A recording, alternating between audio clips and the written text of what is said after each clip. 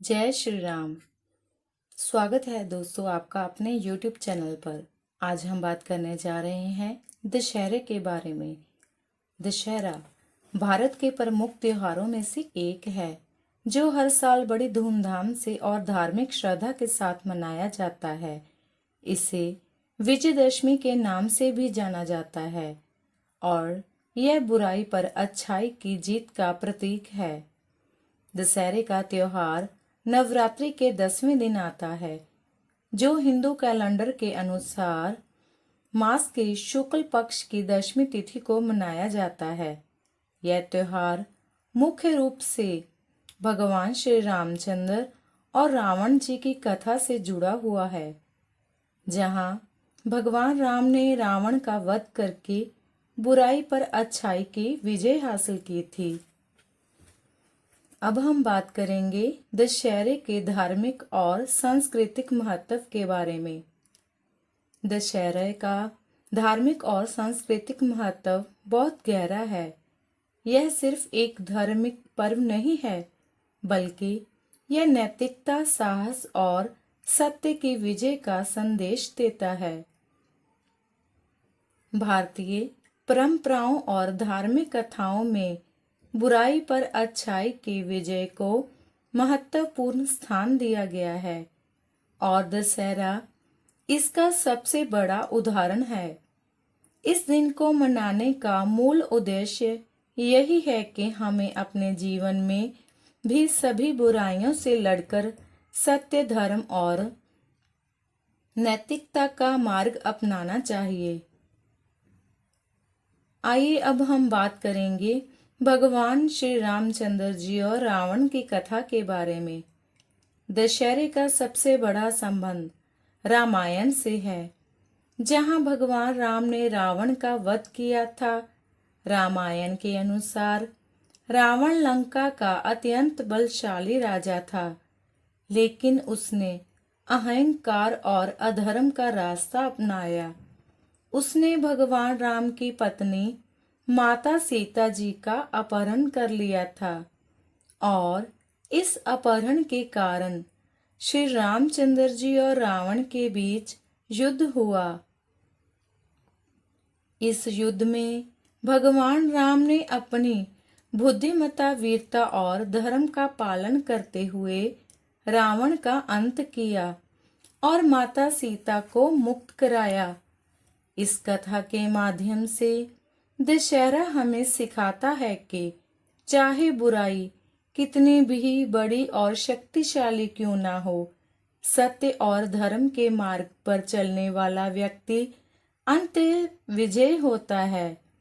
भगवान राम का चरित्र हमें आदर्श जीवन जीने की प्रेरणा देता है।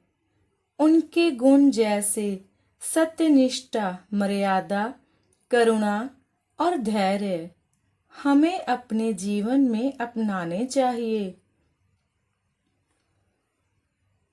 दशहरे का एक अन्य महत्वपूर्ण पक्ष देवी दुर्गा जी की पूजा से भी जुड़ा है।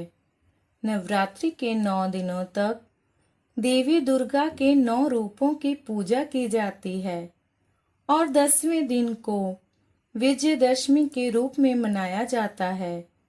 यह वह दिन है जब देवी दुर्गा ने महिषासुर नामक दानव का वध किया था। महिषासुर एक शक्तिशाली दानव था, जिसे देवी दुर्गा ने 10 दिनों के संघर्ष के बाद परास्त किया था। इस घटना को भी बुराई पर अच्छाई की जीत के रूप में देखा जाता है और विजयदशमी का पर्व इस विजय की याद में मनाया जाता है। अब हम बात करेंगे दशहरे के विभिन्न रूप के बारे में। भारत एक विविधताओं से भरा देश है और यहाँ के विभिन्न हिस्सों में दशहरे को अलग अलग तरीके से मनाया जाता है। उत्तर भारत में इसे मुख्य रूप से रामलीला के मंचन और रावण दहन के रूप में मनाया जाता है, जबकि पश्चिम बंगाल में इस दिन दुर्गा पूजा का समापन होता है। दक्षिण भारत में यह दिन विशेष रूप से शौर्य और पराक्रम का प्रतीक माना जाता है, जहां देवी चामुंडेश्वरी की पूजा की जाती है। महाराष्ट्र और गुजरात में भी दशहरा बड़े उत्साह के साथ मनाया जाता है, जहां लोग एक दूसरे को शमी के पत्ते देकर शुभकामनाएं देते हैं।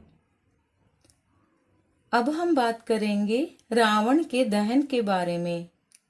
दशहरे की रात को रावण, कुंभकर्ण और मेघनाथ के बड़े बड़े पुतले बनाए जाते हैं, जिनका दहन किया जाता है। यह प्रतीकात्मक रूप से बुराई के अंत और सत्य की विजय का प्रदर्शन करता है। पुतलों के अंदर आतिशबाजी रखी जाती है, जो जलने पर एक रंगीन दृश्य प्रस्तुत करती है। इस आयोजन को देखने के लिए हजारों लोग इकट्ठा होते हैं और धार्मिक गीत गाकर भगवान श्री राम जी की जय जयकार करते हैं। इसके बाद अब हम बात करने जा रहे हैं रामलीला के आयोजन के बारे में। दशहरे के मौके पर पूरे भारत में रामलीला का आयोजन होता है। रामलीला में भगवान राम के जीवन की घटनाओं को नाटकीय रूप में प्रस्तुत किया जाता है। इसमें भगवान राम का जन्म, सीता स्वयंवर, वनवास, रावण का अपहरण, हनुमान का लंका जाना और अंत रावण वध जैसी प्रमुख घटनाएं शामिल होती हैं।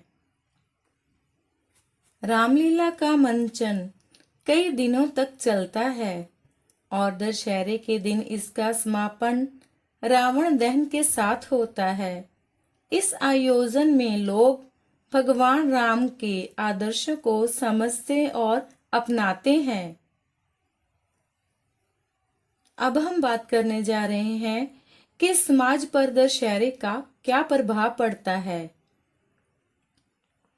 दशहरा एक ऐसा त्योहार है जो न केवल धार्मिक बल्कि सामाजिक दृष्टि से भी बहुत महत्वपूर्ण है। यह त्योहार लोगों को एकता, सामूहिकता और नैतिकता का संदेश देता है। दशहरे के दौरान लोग एक दूसरे को बधाइयां देते हैं और समाज में भाईचारे और सद्भाव का माहौल बनता है। इस समय विभिन्न जातियों, धर्मों और समुदायों के लोग एक साथ आकर त्योहार की खुशियों में शामिल होते हैं। इसके अलावा दशहरे का उत्सव व्यापारियों और किसानों के लिए भी अत्यंत महत्वपूर्ण है। इस दिन लोग अपने व्यापार और कृषि के नए कार्यों की शुरुआत करते हैं और इसे बहुत शुभ मानते हैं। अपने नए खातों की शुरुआत इस दिन करते हैं, जिसे खाता पूजन कहा जाता है। अब हम बात करने जा रहे हैं आधुनिक समय में दशहरे के बारे में। आज के आधुनिक युग में दशहरे का उत्सव भले ही पारंपरिक रूप से मनाया जाता है, लेकिन इसके रूप में कुछ बदलाव भी आए हैं। बड़े शहरों में जहां रामलीला और रावण दहन की भव्यता कम हो रही है, वहीं डिजिटल और सोशल मीडिया के माध्यम से लोगों का जुड़ाव बढ़ा है।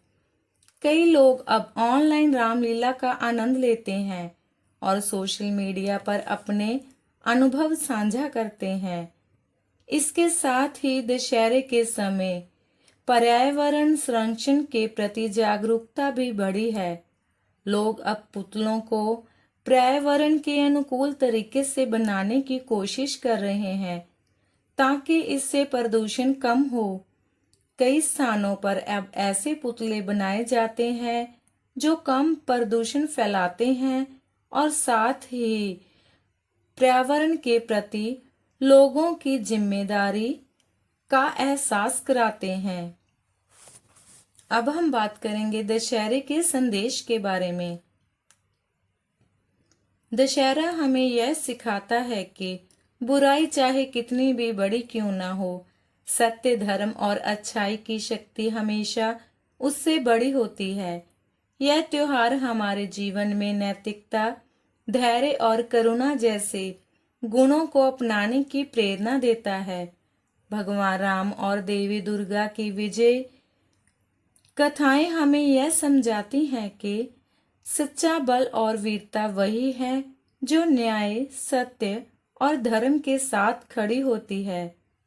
दशहरे का त्योहार हमें यह भी याद दिलाता है कि हमें अपने भीतर की बुराइयों को भी समाप्त करना चाहिए। हमारे भीतर के रावण, जो अहंकार, क्रोध, लालच और अन्य नकारात्मक भावनाओं के रूप में मौजूद होते हैं, उन्हें खत्म करना चाहिए। यही हमारे लिए एक सच्ची विजय है। इस प्रकार दशहरा न केवल बाहरी बुराइयों से लड़ने का प्रतीक है, बल्कि यह हमारे आंतरिक संघर्षों से भी जुड़ा हुआ है। दशहरे का त्योहार भी इस संदेश के साथ आएगा कि हमें अपने जीवन में सत्य, धर्म और नैतिकता को महत्व देना चाहिए। यह त्योहार हमें सिखाता है कि चाहे कितनी भी कठिनाइयां आए, हमें धैर्य और साहस के साथ उनका सामना करना चाहिए और अंततः जीत हमारी होगी।